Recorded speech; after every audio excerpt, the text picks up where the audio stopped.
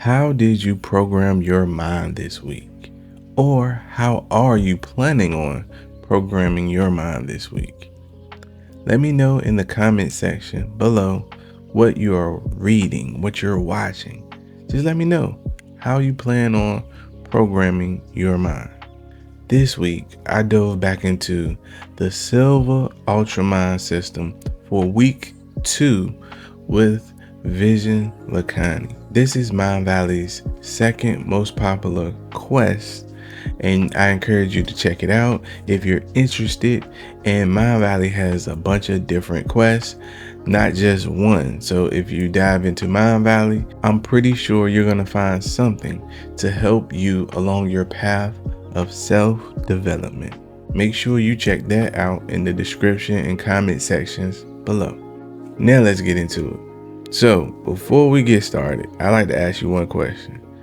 Are you ready to unlock your superpowers? Yes, superpowers. This week, we're introduced to some pretty deep topics. So I want to prepare you for trying to unlock your superpowers. I'm going to go through it so you guys can know what to expect.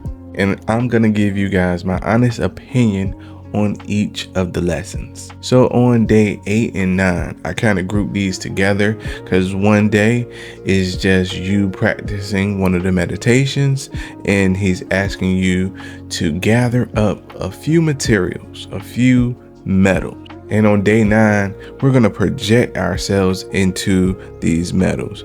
And this is to increase our natural intuitive ability. To break this down into a form that people can understand a little more. So you're going to get asked to gather these metals and just really feel the properties of each metals. I work with metals, so I do know that metals are different. So you're going to be asked to get a piece of aluminum, a piece of copper, a piece of brass, and stainless steel. And you're just going to hold them in your hand and feel the differences in weight, the differences in smell, how they feel. And this is just to open up your senses. What I really took away from these 2 days were heightening my sensory skills. You know, if you're asked to close your eyes and just feel them. You know, the metals are a different color, but you might feel that, stainless steel is heavier than copper.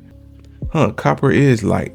You know, those little small differences. And the way he goes about asking us to feel these metals kind of reminded me of, like, say if we were blind, right? If you were blind, you have to, pick up on how things sound. If you knock on it, how things feel, how things smell, things like that. And you go into a deep meditation to feel the differences of these metals. But that is basically the gist of day 8 and 9. And it's really just to increase your sensory skills. Now on day 10, we get into a meditation that I found very useful and very helpful. I use this meditation a lot, and this is called the 3 scenes technique.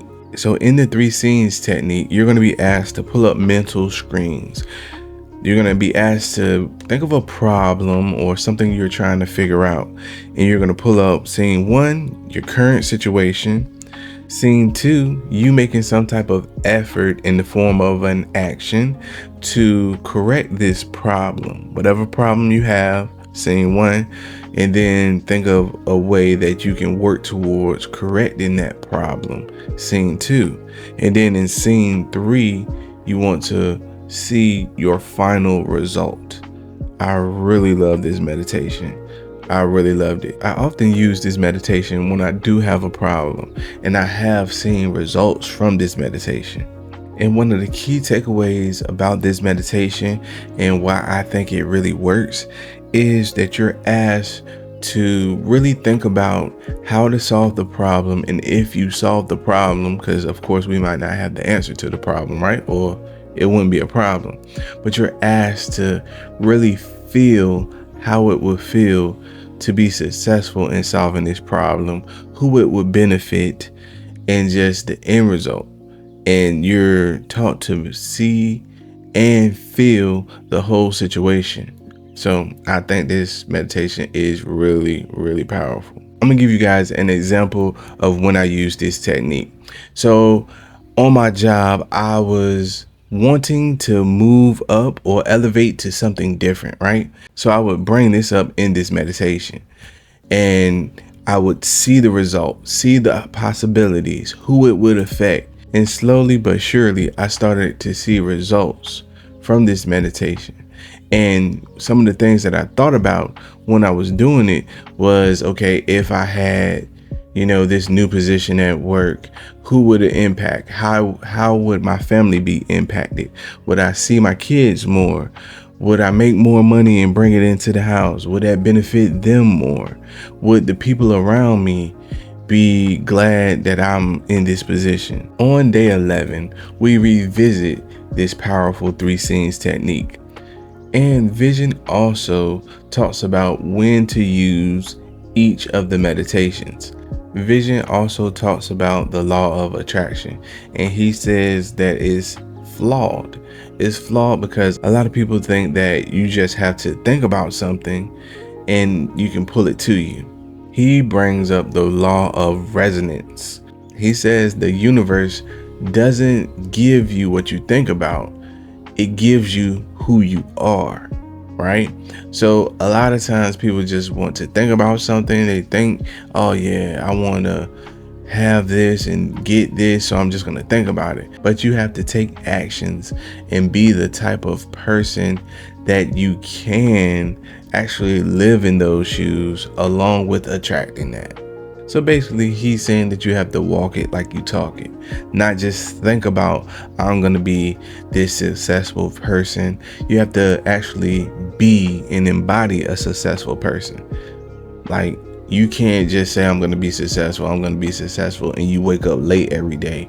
You're never on time. You're never on task and things like that. Just because you're thinking about it and you keep thinking about it and you think it's going to come to you, that's not how it works, right? Some people might get lucky, but it's actually when you do the things that successful people will do that the universe responds to you. On day 12, we're introduced to an even deeper centering exercise. Now he's introducing the theta frequency, and the theta frequency is the frequency that we actually sleep on, but we're going to be listening to it while we're awake, so we can get more of that creative visualization while we meditate. So he goes in a lot deeper with this meditation, and that is the gist of day 12. Now on day 13 and 14, you're going to have a little bit of an open mind. So this is when things start to get tricky, right? So on day 13, we're introduced to psychometry. That's when you can hold someone's possession in your hand and then feel intuitive impulses, as he calls it, from the item, right? He says he does this in his classes, and then he pairs people up, and then they go through this exercise. And he says it's a 50% success rate on the students that are in the class if somebody feels impulses that, actually correlate with the item they have been given. And I get where he's going with this. Basically, he wants us to be able to listen to our intuitions and the impulses that we have. So he asks you to do this exercise with a person that you trust and something like that. But he also talks about why these impulses can be beneficial. I'm gonna just tell you what I felt and thought. I felt that it was just basically about listening to yourself. Like I said, if you have certain feelings, like if you are in a situation and something is urging you to, all right, you need to leave this situation or person or place, or just, your intuition actually goes off a lot. And he is saying this is your psychic ability, but you can be in a spot and then you're like, I don't need to be here, right? You can just feel it. Your vibe can just tell you yeah, this ain't it. Or you can be about to do something and your vibe can be like going haywire. And I call it your spider senses, right? Anybody that sees Spider-Man, right? You can be in certain situations and you can just be like, yeah, danger. I don't need to be here. Or like, yo, you need to turn around. A lot of people say, they feel that this intuition could be, God telling them to get out of that spot, or leave that person alone and things like that.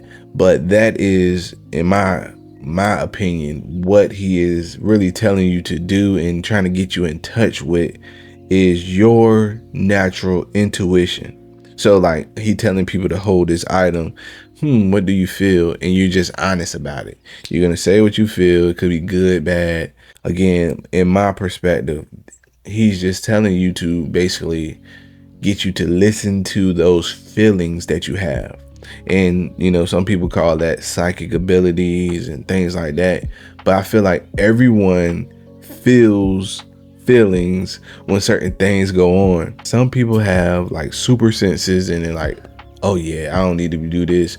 Oh yeah, I'm going to play this number today. Things like that. Those impulses that some people listen to, and it's just a real life term for it. It's called psychometry. Me personally, I didn't do this exercise, but I could see where we were going with it. And I kind of already have, my own intuition about things. So I really didn't need to do the exercise. I didn't think so. Day 14, we're taught a new ability too. Again, I told you guys we were about to unlock those superpowers, right? So on day 14, we're taught to project into plants, something living, a living organism, right? And it might sound crazy, but I can see where we're going with this one too. And again, we're taught to gather a leaf and then see what the leaf feels like. Sensory skills, see what the leaf smell like, the texture of the leaf, and then just really try to feel the energy from the leaf.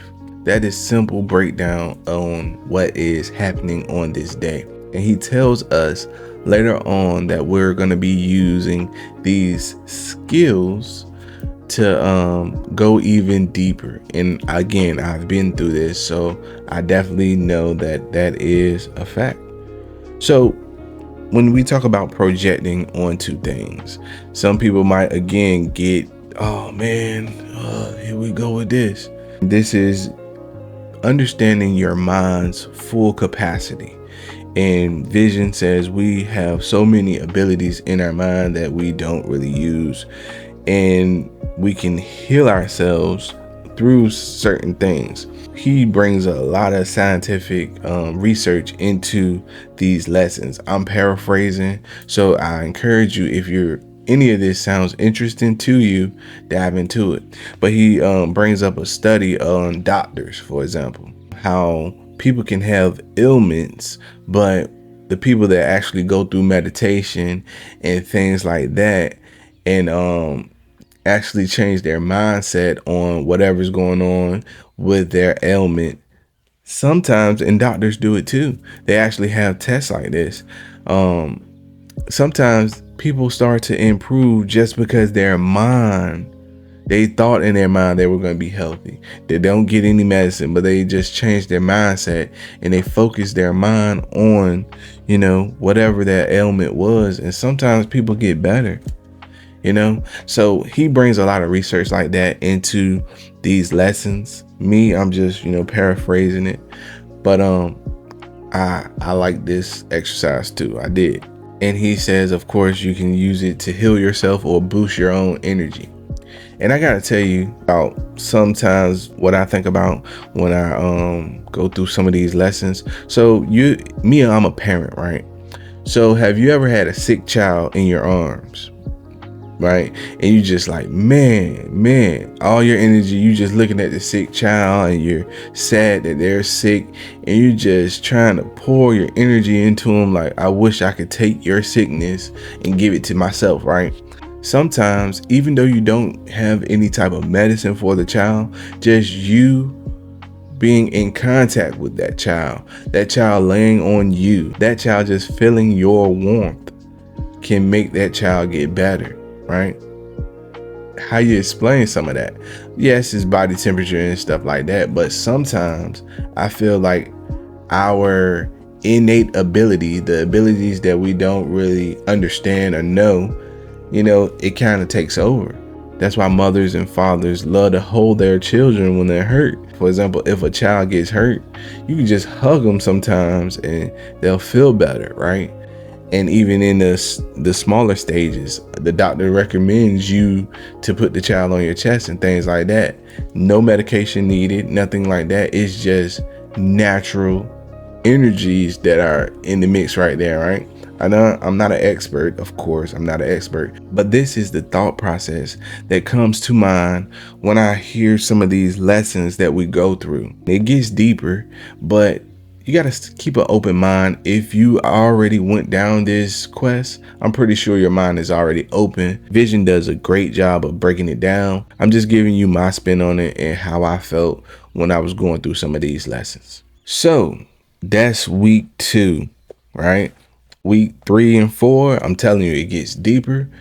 If any of these lessons sound interesting to you and you're into the whole holistic way of thinking, this is the perfect quest for you. If you're not, this might not be the perfect quest for you.